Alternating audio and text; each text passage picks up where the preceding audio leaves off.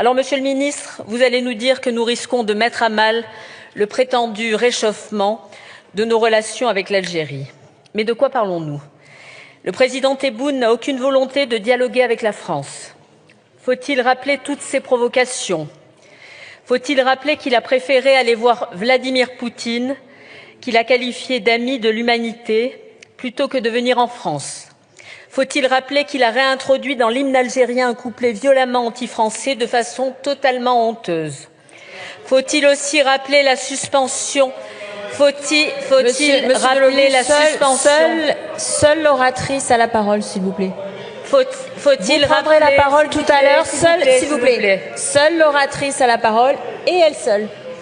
Faut-il rappeler la suspension des laissez-passer consulaires et son refus de reprendre ces ressortissants que nous voulons expulser?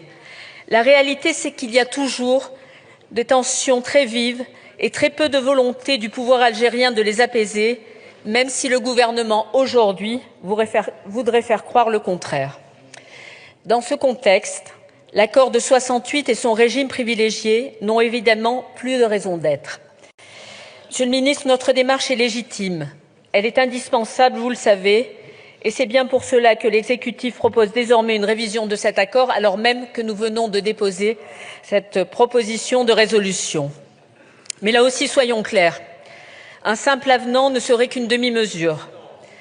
Tant que cet accord existera, il y aura un régime dérogatoire qui échappera à la loi. Il a déjà été revisité 3 fois, sans que jamais les principes qui le fondent ne soient remis en cause. Voilà pourquoi le groupe Les Républicains veut aller plus loin. Et voilà pourquoi nous souhaitons purement et simplement dénoncer cet accord.